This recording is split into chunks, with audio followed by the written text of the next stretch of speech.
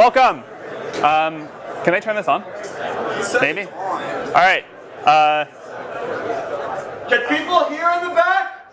Can you guys hear me? Is the mic on? No? Maybe you can ask them to turn it on. Maybe we can get a big, there we go. All right. Maybe we can get a bigger auditorium, we'll see. So welcome to CS 183B. I'm Sam Altman, I'm the president of Y Combinator. 9 years ago, I was a Stanford student, and then I dropped out to start a company, and then I've been an investor for the last few. So at YC, we've been teaching people how to start startups for 9 years. Most of it's very hands-on and specific to the startups, but 30% of it is pretty generally applicable. And so we think that we can teach that 30% in this class. And even though that's only 30% of the way there, hopefully it'll still be really helpful. We've taught a lot of this at YC already, but it's all been off the record. And this is the first time that a lot of what we teach in YC is going to be on the record. So we've invited some of our best speakers to come and give the same talks they give at YC. We've now funded 720 companies. And so we're pretty sure that a lot of this advice is pretty good. We can't fund every startup yet, but we can hopefully make this advice very generally available. Guest speakers are going to teach 17 of the 20 classes. I'm only teaching 3. Counting YC itself, every guest speaker has been involved in the creation of a $1 billion+ company. So the advice shouldn't be that theoretical. It's all from people who have done it. All of the advice in this class is geared towards people starting a business where the goal is hypergrowth and eventually building a very large company. Much of it doesn't apply in other cases, and I want to warn people up front that if you try and do these things in a lot of big companies or non-startups, it won't work. It should still be interesting. I really do think that startups are the way of the future, and it's worth trying to understand them. But startups are very different than normal companies. So over the course of today and Thursday, I'm going to try to give an overview of the 4 areas that you need to excel at in order to maximize your chances of success at a startup. And then throughout the course, the guest speakers are going to drill into all of these in more detail. So the 4 areas. You need a great idea, a great product, a great team, and great execution. These overlap somewhat, but I'm going to have to talk about them somewhat individually to make it make sense. You may still fail. The outcome is something like idea times product times execution times team times luck, where luck is a random number between 0 and 10,000, literally that much. But if you do really well in the 4 areas you can control, you have a good chance at least some amount of success. One of the exciting things about startups is that they are surprisingly even playing field. Young and inexperienced, you can do this. Old and very experienced, you can do this too. And one of the things that I particularly like about startups is that some of the things that are bad in other work situations, like being poor and unknown, are actually huge assets when it comes to starting a startup. Before we jump in on the how, I want to talk about why you should start a startup. I'm somewhat hesitant to be doing this class at all, because you should never start a startup just for the sake of doing so. There are much easier ways to get rich, and everyone who starts a startup always says, that they couldn't have imagined how hard and painful it was going to be. You should only start a startup if you feel compelled by a particular problem, and that you think starting a company is the best way to solve it. The specific passion should come first, and the startup second. In fact, all of the big successes we have at YC followed this. So for the second half of today's lecture, Dustin Moskovitz, the co-founder of Facebook and Asana, is going to take over and talk about why to start a startup. We were so surprised by the amount of attention that this class got that we wanted to make sure we spend a lot of time on the why. Okay, so the first of the 4 areas, a great idea. It's become popular in recent years to say that the idea doesn't matter. In fact, it's almost uncool to spend a lot of time thinking about the idea for a startup. You're just supposed to start, throw stuff at the wall, see what sticks, and not even spend any time thinking about if it'll be valuable if it works. And pivots are supposed to be great. The more pivots, the better. So this isn't totally wrong. Things do evolve in ways that are difficult to predict. And there's a limit to how much you can figure out without actually getting a product in the hands of users. And great execution is at least 10 times more important and 100 times harder than a good idea. But the pendulum has swung way out of whack here. A bad idea is still bad, and the pivot-happy world that we're in today feels really suboptimal. Great execution towards a terrible idea will get you nowhere. There are exceptions, of course, but most great companies start with a great idea, not a pivot. If you look at successful pivots, they almost always are a pivot into something the founders themselves wanted, not a random made-up idea. Airbnb happened because Brian Chesky couldn't pay his rent, but he did have some extra space. In general, though, if you look at the track record of pivots, They don't become big companies. I myself used to believe ideas didn't matter that much, but I'm very sure that's wrong now. The definition of the idea as we talk about it is very broad. It includes the size and the growth of the market, the growth strategy for the company, the defensibility strategy, and so on. When you're evaluating an idea, you need to think through all these things, not just the product. If it works out, you're going to be working on this for 10 years. So it's worth some real upfront time to think through the long-term value and the defensibility of the business. Even though plans themselves are worthless, the exercise of planning is really valuable and totally missing in most startups today. Long-term thinking is so rare anywhere, but especially in startups, that it's a huge advantage if you do it. Remember that the idea will expand and become more ambitious as you go. You certainly don't need to have everything figured out in a path from here to world domination, but you really want a nice kernel to start with. You want something that can develop in interesting ways. As you're thinking through ideas, another thing that we see young founders get wrong all the time is that someday you need to build a business that's difficult to replicate. This is an important part of a good idea. I want to make this point again because it's so important. The idea should come first and the startup should come second. Wait to start a startup until you come up with an idea you feel compelled to explore. This is also the way to choose between multiple ideas. If you have several ideas that all seem pretty good, work on the one that you think about most often when you're not trying to think about work. But we hear again and again from founders that they wish they had waited to start a startup until they came up with an idea that they really loved. Another way of looking at this is that the best companies are almost always mission-oriented. It's difficult to get large groups of people to the extreme levels of focus and productivity that you need for a startup to be successful, unless the company feels like an important mission. And it's usually really hard to get that without a great founding idea. A related advantage of mission-oriented ideas is that you yourself will be dedicated to them. It takes years and years, usually a decade, to create a great startup. If you don't love and believe in what you're building, you're likely to give up at some point along the way.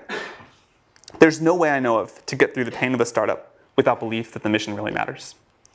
A lot of founders, especially students, believe that their startup's only going to take 2 or 3 years, and then after that they'll work on what they're really passionate about. That almost never works. Good startups usually take 10 years. A third advantage of mission-oriented companies is that people outside the company are more willing to help you. You'll get more support on a hard, important project than a derivative one.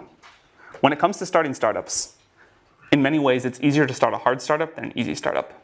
This is one of those counterintuitive things that takes people a long time to understand.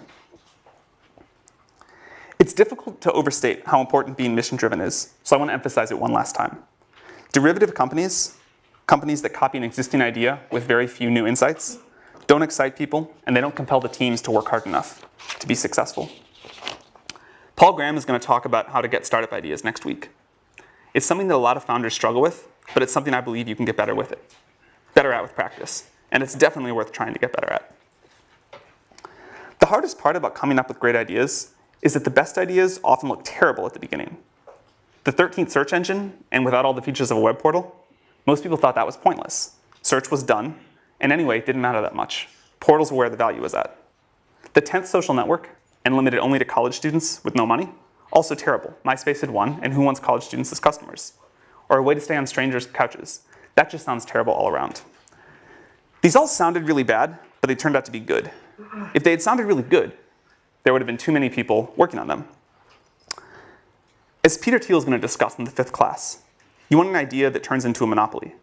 But you can't get a monopoly in a big market right away. Too much competition for that. You have to find a small market in which you can get a monopoly and then quickly expand. This is why some great startup ideas look really bad at the beginning. It's good if you can say something like, today, only this small subset of users are going to use my product, but I'm going to get all of them. And in the future, almost everyone will use my product. Here's the theme that's going to come up a lot. You need conviction in your own beliefs and a willingness to ignore others' naysaying. The hard part is that this is a very fine line. There's right on one side of it and crazy on the other. But keep in mind that if you do come up with a great idea, most people are going to think it's bad. You should be happy about that. It means they won't compete with you. This is also a reason why it's not usually dangerous to tell people about your idea. The truly good ideas don't sound like they're worth stealing. You want an idea about which you can say, I know it sounds like a bad idea, but here's specifically why it's actually a great one. You want to sound crazy, but you want to actually be right. and you want an idea that not many other people are working on. And it's okay if it doesn't sound big at first. Common mistake among founders, especially first-time founders, is they think that the first version of their product, the first version of their idea, needs to sound really big. But it doesn't. It needs to take over a small specific market and expand from there. That's how most great companies have started. Unpopular but right is what you're going for. You want something that sounds like a bad idea, but is a good idea. You also really want to take the time to think about how the market's going to evolve. You need a market that's going to be big in 10 years. Most investors are obsessed with the market size today, and they don't think at all about how the market's going to evolve. In fact, I think this is one of the biggest systemic mistakes that investors make. They think about the growth of the startup itself. They don't think about the growth of the market. I care much more about the growth rate of the market than its current size. And I also care if there's any reason that it's going to top out. You should think about this. I'd prefer to invest in a company that's going after a small but rapidly growing market than a big but slow growing one. One of the big advantages of these sorts of markets, these small but rapidly growing markets, is that customers are usually pretty desperate for a solution.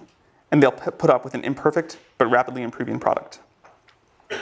And a big advantage of being a student, one of the two biggest advantages, is that you probably have better intuition about which markets are likely to start growing rapidly than older people do.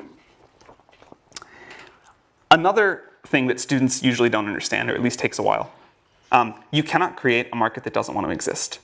You can basically change everything in a startup but the market. So you should actually do some thinking to be sure, or at least as sure as you can be, that the market you're going after is going to grow and be there. There are a lot of different ways to talk about the right kind of market. For example, surfing someone else's wave or stepping into an up elevator or being part of a movement. But all of this is just a way of saying you want a market that's going to grow really quickly. It may seem small today, it may be small today, but you know, and other people don't, that it's going to grow really fast. So think about where this is happening in the world. You need this sort of a tailwind to make a startup successful. The exciting thing is there are probably more of these tailwinds now than ever before. As Mark Andreessen says, software's eating the world. It's just everywhere. There are like so many great ideas out there. And you just have to pick one and find one that you really care about. Another version of this that gets down to the same idea is Sequoia's famous question, why now? Why is this the perfect time for this particular idea and to start this particular company? Why couldn't it have been done 2 years ago? And why will 2 years in the future be too late? For the most successful startups we've been involved with, they've all had a great idea, great answer to this question. And if you don't, you should be at least somewhat suspicious about it. In general, it's best if you're building something that you yourself need. You'll understand it much better than if you have to understand it by talking to a customer to build the very first version. If you don't need it yourself, and you're building something that someone else needs, realize that you're at a big disadvantage and get very, very close to your customers. Try to work in their office if you can, and if not, talk to them multiple times a day. Another somewhat counterintuitive thing about good startup ideas is that they're almost always very easy to explain and very easy to understand. If it takes more than a sentence to explain what you're doing, it's almost always a sign that it's too complicated. It should be a clearly articulated vision with a small number of words. And the best ideas are usually either very different from existing companies in one important way, like Google being a search engine that worked just really well and none of the other stuff of the portals, or totally new like SpaceX. Any company that's a clone of something else that already exists with some small or made up differentiator, like we're going to be X beautiful design, or we're going to be Y for people that like red wine instead, that usually fails. So as I mentioned, one of the great things about being a student is that you have a very good perspective on new technology. And learning to get good at having new ideas takes a while. So start working on that right now. That's one thing we hear from people all the time, that they wish they had done more of when they were a student. The other is meeting potential co-founders. You have no idea how good of an environment you're in right now for meeting people that you can start a company with down the road. And the one thing that we always tell college students is more important than starting any particular startup is getting to know a lot of potential co-founders. So I want to finish this section of my talk with a quote from 50 Cent. This is from when he was asked about vitamin water. I won't read it, it's up there. But it's about the importance of thinking about what customers want and thinking about the demands of the market. Most people don't do this. Most students especially don't do this. If you can just do this one thing, if you can just learn to think about the market first, you will have a big leg up on most people starting startups. And this is probably the thing that we see wrong with Y Combinator apps most frequently is that people have not thought about the market first and what people want first. So for the next section, I'm going to talk about building a great product. And here again, I'm going to use a very broad definition of product. It includes customer support and copyright explaining the product. Anything involved in your customer's interaction with what you built from them. To build a really great company, you first have to turn a great idea into a great product. This is really hard, but it's crucially important, and fortunately, it's pretty fun. Although great products are always new to the world, and it's hard to give you advice about what to build, there are enough commonalities that we can give you a lot of advice about how to build it. One of the most important tasks for a founder is to make sure that the company builds a great product. Until you've built a great product, almost nothing else matters. When really successful startup founders tell the story of their early days, it's almost always sitting in front of the computer working on their product or talking to their customers. That's pretty much all the time. They do very little else. And you should be very skeptical if your time allocation is much different. Most other problems that founders are trying to solve, raising money, getting more press, hiring, business development, etc., these are significantly easier when you have a great product. It's really important to take care of that first. Step one is to build something that users love. At YC, we tell founders to work on their product, talk to users, exercise, eat, and sleep, and very little else. All the other stuff I just mentioned, PR, conferences, recruiting advisors, doing partnerships, you should ignore all of that and just build a product and then get it as good as possible by talking to your users. Your job is to build something that users love. Very few companies that go on to be super successful get there without first doing this. A lot of good on paper startups fail because they merely make something that people like. Making something that people want, but only a medium amount, is a great way to fail and not understand why you're failing. So these are the two jobs. Something that we say at YC a lot is that it's better to build something that a small number of users love than a large number of users like. Of course, it'd be best to build something that a small number of users love, but opportunities to do that for V1 are rare, and they're usually not available to startups. So in practice, you end up choosing either the gray or the orange. You make something that a lot of users like a little bit, or something that a small number of users love a lot. And this is a very important piece of advice. Build something that a small number of users love. It's much easier to expand from something that a small number of people love to something that a lot of people love than from something that a lot of people like to a lot of people love. If you get this right, you can get a lot of other things wrong. If you don't get this right, you can get everything else right, and you'll probably still fail. So when you start in a startup, this is the only thing you need to care about until it's working. Should we explain that again? Sure. So you have a choice in a startup. The best thing of all worlds would be to build a product that a lot of people really love. In practice, you can't usually do that because a big company, if there's an opportunity like that, Google or Facebook will do it. So there's like a limit to the area under the curve of what you can build. And you can either build something that a lot of users like a little bit, or you can build something that a small number of users love a lot. And the total amount of love is the same. It's just a question of how it's distributed. And there's this law of conservation of how much happiness you can put into the world with the first product of a startup. And so startups always struggle with which of those two they should go. And they seem equal, right? Because the area under the curve is the same. But we've seen this time and again that they're not, and that it's so much easier to expand.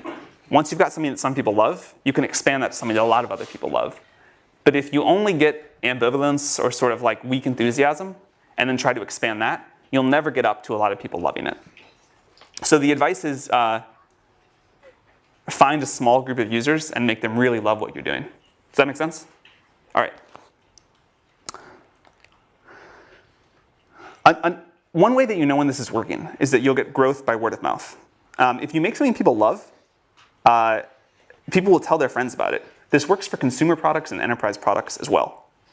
When people really love something, they tell their friends about it, and you'll see organic growth. If you find yourself talking about how it's okay that you're not growing because there's a big partnership that's going to come save you or something like that, it's almost always a sign of real trouble. Sales and marketing are really important, and we're going to have 2 classes on them later. But if you don't have some early organic growth, then your product probably isn't good enough yet. A great product is the secret to long-term growth hacking. You should get that right before you worry about anything else. It doesn't get easier to put off making a great product. If you try to build a growth machine before you have a product that some people really love, you're almost certainly going to waste your time. Breakout companies almost always have a product that's so good that it grows by word of mouth. Over the long run, great products win. Don't worry about your competitors raising a lot of money and what they may do in the future. They probably aren't very good anyway. Very few startups die from competition. Most die because they themselves fail to make something users love. They spend their time on other things. So worry about this above all else. Another piece of advice to make something that users love, start with something simple. It's much, much easier to make a great product if you have something simple. Even if your eventual plans are super complex, and hopefully they are, you can almost always start with a smaller subset of the problem than whatever you think is the smallest. And it's hard to build a great product, so you want to start with as little surface area as possible. Think about the really successful companies and what they started with. Think about products that you really love. They're generally incredibly simple to use and especially to get started using. The first version of Facebook was almost comically simple. The first version of Google was just an ugly web page with a text box and 2 buttons, but it returned the best results, and that's why users loved it. The iPhone is far simpler to use than any smartphone that ever came before it, and it was the first one that people really loved.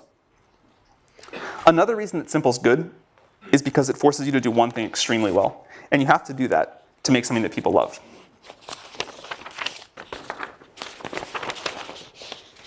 The word fanatical comes up again and again when you listen to successful founders talk about how they think about their product. Founders talk about being fanatical in the way they care about the quality of the small details, fanatical in getting the copy that they use to explain the product just right, and fanatical in the way they think about customer support. In fact, one thing that correlates with success among the YC companies is the founders that hook up PagerDuty to their ticketing system, so that even if a user emails in the middle of the night when the founders are asleep, they still get a response within an hour. Companies actually do this in the early days. These founders feel physical pain when the product sucks and they want to wake up and fix it. They don't ship crap, and if they do, they fix it very, very quickly. And it definitely takes some level of fanaticism to build a great product. You need some users to help with the feedback cycle, but the way to get those users is manually. You should go recruit them by hand. Don't do things like buy Google Ads in the early days to get initial users. You don't need very many. You just need ones that will give you feedback every day and eventually love your product. So instead of trying to get them on Google AdWords, just find a few people in the world that will be good users, recruit them by hand.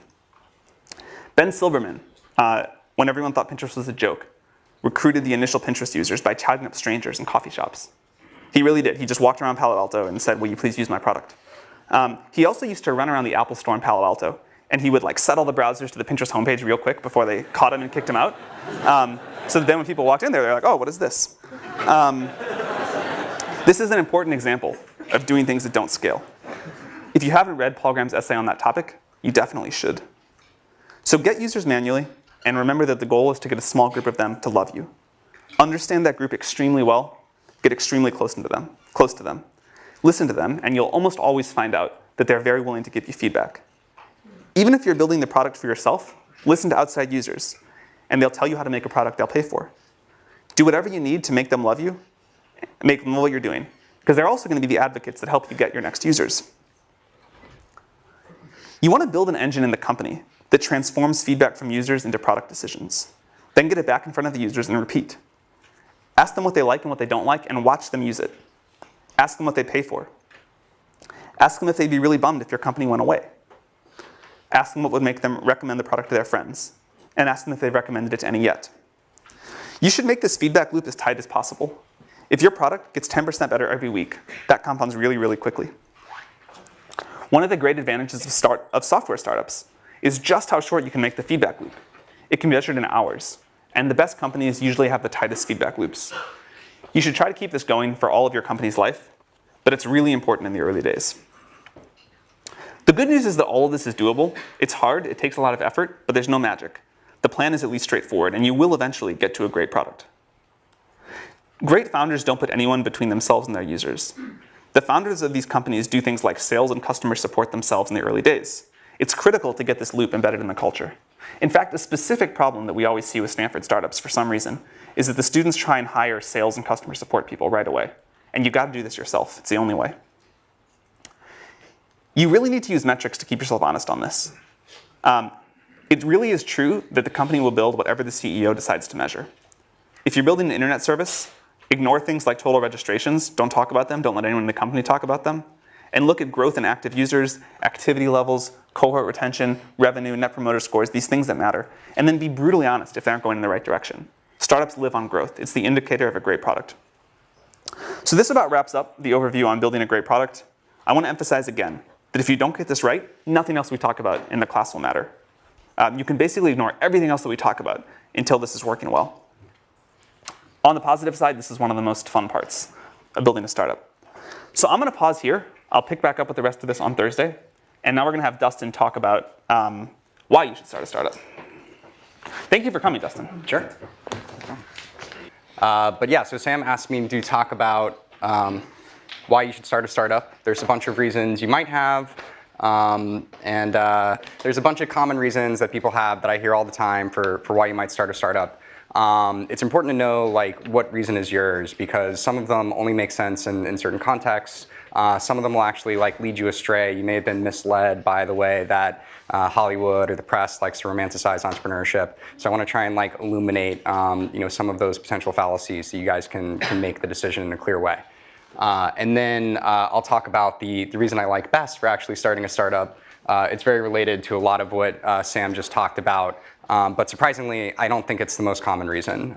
Usually people have one of these other reasons, or they just want to start a company for the sake of starting a company. So the four common reasons, just to enumerate them, are it's glamorous, you'll get to be the boss, you'll have flexibility, especially over your schedule, and you'll have the chance to have bigger impact and make more money than you might by joining a later stage company. So, okay, so, you guys are probably pretty familiar with this concept. When I wrote the Medium post, which a lot of you guys read a year ago, I felt like the story in the press was a little more unbalanced. Entrepreneurship just got romanticized quite a bit. The movie The Social Network came out, had a lot of sort of like bad aspects of what it's like to be an entrepreneur, but mainly sort of painted this picture of like, there's a lot of partying and you kind of move from like one brilliant insight to another brilliant insight, and really made it seem like this like really cool thing to do.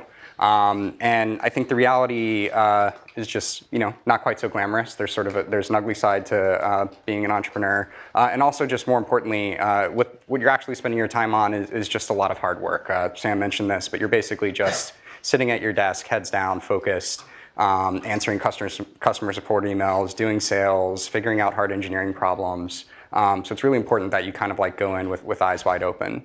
And then also it's really quite stressful. This has been a popular topic in the press lately. The Economist actually ran a story just last week called like Entrepreneurs Anonymous, and shows like a founder kind of like hiding under his desk and talking about like founder depression. This is like a very real thing. Like, let's be real. If you start a company, it's going to be extremely hard. Why is it so stressful? So a couple reasons. One is you've got a lot of responsibility. So people in any kind of career have fear of failure. It's kind of just like a dominant part of the psychology. But when you're an entrepreneur, you have fear of failure on behalf of yourself and all of the people who decided to follow you. So that's really stressful. In some cases, these people are depending on you for their livelihood. Even when that's not true, they have decided to devote the best of your years of their life to following you. And so you're responsible for the opportunity cost of their time. So that's a big deal. And you're always on call if something comes up. Maybe not always at 3 in the morning, but for some startups that's true. But if something important comes up, you're going to deal with it. That's kind of the end of the story. Doesn't matter if you're on vacation. Doesn't matter if it's the weekend. You kind of always got to be on the ball and always be in a place mentally where you're prepared to deal with those things. And then a sort of special example of that or of this kind of stress is fundraising. So scene from The Social Network. This is us partying and working at the same time, and somebody's spraying champagne everywhere. So The Social Network spends a lot of time kind of painting these scenes. Mark's not in the scene. The other thing they spend all their time on is kind of like painting him out to be a huge jerk. This computer? Yeah. Oh. Okay, so this is an actual scene from. See, I'm going to move this just a little. Oh no. This will work. This will work. Okay. On the PDF as well. Yeah. Okay. Okay, cool. So this is an actual scene from Palo Alto. Spent a lot of time at this desk, just kind of heads down and focus. Mark was still kind of a jerk sometimes, but in this more like fun, lovable way, and not a like sociopathic scorn lover way. So this is him like signaling his intention to just be focused and keep working, not be social. So then there's also the scene sort of demonstrating the like brilliant insight moment. It's kind of like straight out of A Beautiful Mind. They literally stole that scene. So they like to paint it as you just kind of like jump from one of these moments to the other moment with like parting in between. But really, we were just at that table the whole time. So interestingly, if you compare this to the other photo, Mark is in the exact same position, but he's wearing different clothes. This is definitely a different day. So cool. So that's what it's actually like in person. And I just covered this bullet up here. This is the Economist article I was talking about a second ago. So another form of stress is just like unwanted media attention. So part of it being glamorous, you get some positive media attention sometimes. It's nice to be on like the cover of Time and like be the person of the year. It's maybe a little less nice to be on the cover of People with like one of your wedding photos. It depends who you are. Some people would like that. I'd really hate it. But when Valleywag like analyzes your lecture and just tears you apart, like you definitely don't want that. Nobody wants that. And then one thing I almost never hear people talk about is you're just a lot more committed. So if you're an employee of a startup and things are stressful, it's not going well, you're unhappy, you can just leave. For a founder, you can leave, but it's very uncool, pretty much a black eye on the rest of your career. And so you really are committed. For 10 years if it's going well. Probably more like 5 years if it's not going well. So 3 years to figure out that it's not going well, and then if you find like a nice landing for your company, another 2 years at the acquiring company. And if you leave before that, again, it's not only going to harm yourself financially, it's going to harm all your employees, so you pretty much don't. So if you're lucky and you have a bad startup idea, you fail quickly, but most of the time it's not like that. All right, moving right along. And I should say, I've had a lot of this stress in my own life, especially in the early years of Facebook. I just got really unhealthy. I wasn't exercising, had a lot of anxiety. Actually, like threw out my back like almost every 6 months, like when I was like 21, 22, which is like pretty crazy. And so if you do start a company, be aware that you're going to have to deal with this and you have to actually manage it. It's actually like one of your core responsibilities. Ben Horowitz likes to say like the #1 role of a CEO is managing your own psychology. It's absolutely true. Make sure you do it. So another reason, so people, especially if they've already had a job at another company, you tend to develop this narrative of like, okay, like the people running this company are idiots. They're making all these stupid decisions. They're spending their time in these stupid ways. I'm going to start a company and I'm going to do it better. I'm going to like set all the rules. It's a pretty attractive idea. Makes a lot of sense. If you've read my Medium post, you know it's coming. I'll give you guys a second to read this quote.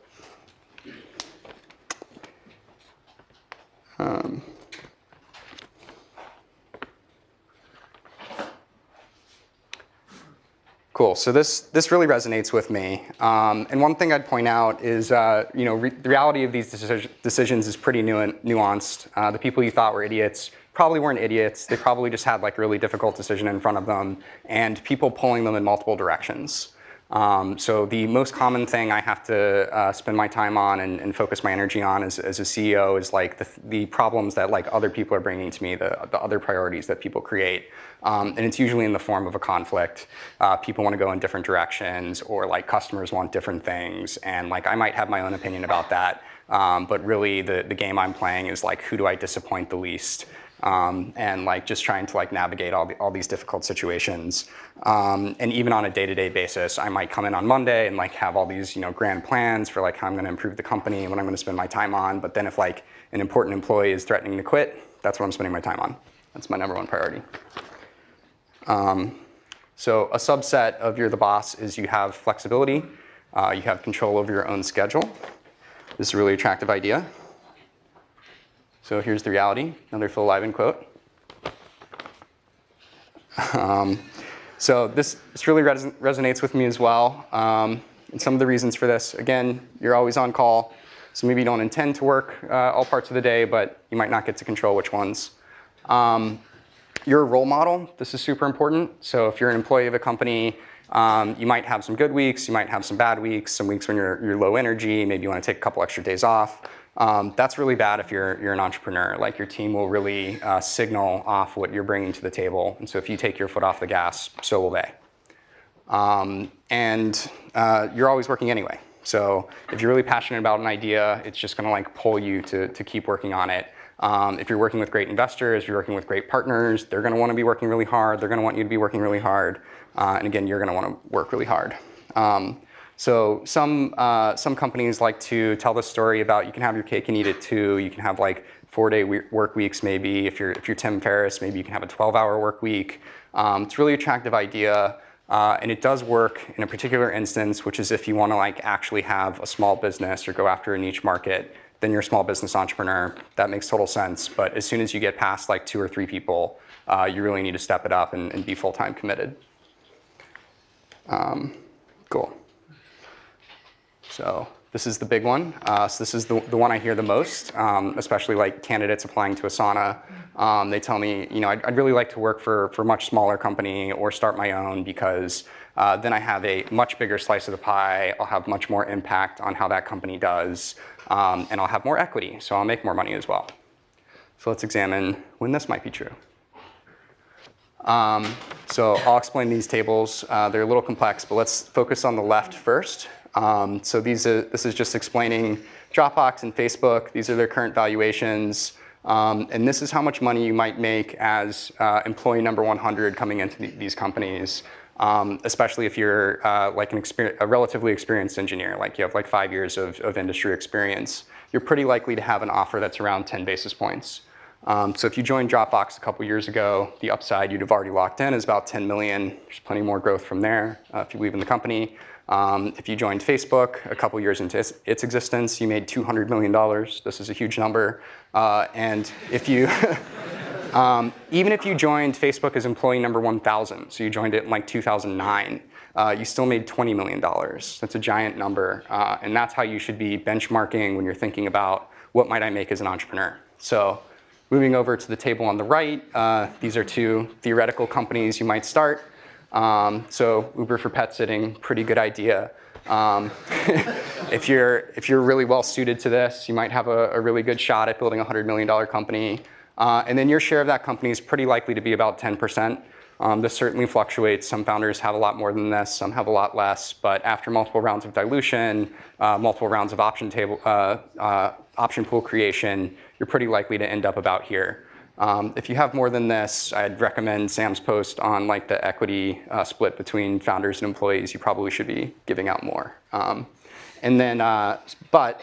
So basically, if you're extremely confident about building this $100 million business, which is a big ask, it should go without saying that you should have a lot more confidence in Facebook in 2009 or Dropbox in 2014 than you might for a startup that doesn't even exist yet. Then this is worth doing. So if you have a $100 million idea and you're pretty confident you can execute it, I would consider that. If you think you're the right entrepreneur to build Uber for space travel, that's a really huge idea, $2 billion idea. You're actually going to have a pretty good return for that. You should definitely do that. This is also only the value after 4 years, and this idea probably has legs. So definitely go after that. If you're thinking of building that, you probably shouldn't even be in this class right now. You should just go and build that company. So why is this financial reward and impact? I really think that financial reward is very strongly correlated with the impact you have on the world. If you don't believe that, let's talk through some specific examples and not think about the equity at all. So why might joining a late-stage company actually provide you a lot of impact? You get this force multiplier. They have an existing massive user base. If it's Facebook, it's 1 billion users, or if it's Google, it's 1 billion users. They have existing infrastructure you get to build on. That's also increasingly true for new startups, thanks to like AWS and all these like awesome independent service providers. But you usually get some like proprietary technology and it's all maintained for you. It's a pretty great place to start. And you get to work with a team and they'll help you just leverage your idea into something great. So a couple specific examples. Brett Taylor came into Google as around employee number 1,500, and he invented Google Maps. This is a product you guys probably use every day. I used it to get here, and it's used by hundreds of millions of people all around the world. Didn't need to start a company to do that. did happen to get a big financial reward, but the point is you had massive impact. My co-founder, Justin Rosenstein, joined Google a little later after Brett. He was a PM there, and just as a side project, he ended up prototyping Chat, which used to be a standalone app, as integrated into Gmail, like you see it in the upper right there. And before he did that, like people didn't even think you could do chat over Ajax or chat in the browser at all. And he just kind of like demonstrated it and showed it to his team, and then they made it happen. And again, this is probably a product most of you use maybe every day. And then perhaps even more impressively, shortly after that, JR left. He became employee round number 250 at Facebook, and he led a hackathon project along with people like Andrew Bosworth and Leah Pearlman to create the like button. So this is one of the most popular elements anywhere on the web, totally changes how people use it. And again, didn't need to start a company to do it, and almost certainly would have failed if he had tried, because he really needed the distribution of Facebook to make it work. So important to keep in mind the context for what kind of company you're trying to start, and like where will you actually be able to make it happen. So what's the best reason? So Sam already talked about this a little bit, but basically you can't not do it. You're super passionate about this idea. You're the right person to do it. You've got to make it happen. So how does this break down? So we're getting close to the end here. Am I doing time? Cool. Sweet. Perfect. This is sort of like a wordplay. You can't not do it in two ways. One is you're so passionate about it that you have to do it. You're going to do it anyway. And this is really important because you'll need that passion to get through all of those like hard parts of being an entrepreneur that we talked about earlier. You'll also need it to effectively recruit. Candidates can smell when you don't have passion, and there are enough entrepreneurs out there who do have passion that they may as well work for one of those. So this is sort of like table stakes for being an entrepreneur. Your subconscious can also tell when you don't have passion, and that'll be a huge problem. And then, so the other way to interpret this is the world needs you to do it. So this is sort of validation that the idea is important. It's going to make the world better, so the world needs it. If it's not something the world needs, go do something the world needs. Your time's really valuable. There are plenty of good ideas out there. Maybe it's not one of your own, maybe it's an existing company, but you may as well work on something that's going to be good. And then the second way to interpret this is the world needs you to do it. You're actually well suited to this problem in some way. If this isn't true, it may be a sign that your time is better spent somewhere else. But also just best case scenario, if this isn't true, you outcompete the team for which it is true. And you just end up with like a suboptimal outcome for the world. That doesn't feel very good. So drawing this back to my own experience, at Asana, Justin and I were kind of like reluctant entrepreneurs before we founded Asana. So we were working at Facebook. We were already working on a great problem. And we would basically work all day long on our normal projects. And then at night, we would keep working on this internal task manager that was used internally at the company. And it was just because we were like so passionate about the idea. It was so clearly valuable that we couldn't do anything else. And at some point, we had to have the hard conversation of like, okay, well, what does it mean if we don't actually start this company? We were able to see the impact it was having on Facebook. We were pretty convinced it could be really valuable for the world. We were also pretty convinced nobody else was going to build it. The problem had been around a long time, and we just kept seeing sort of incremental solutions to it. So if we didn't go out with the one that we thought was best, we thought there'd be a lot of value left on the table. And yeah, so we just couldn't stop working on it. And literally the idea was like beating itself out of our chest, like forcing itself into the world. And I think that's the feeling you should really be looking for when you start a company. That's how you know you have the right idea. So I'll go ahead and stop there. I'll put some recommended books up here, but won't narrate them. And maybe that's the end of the class. Yeah, thank you.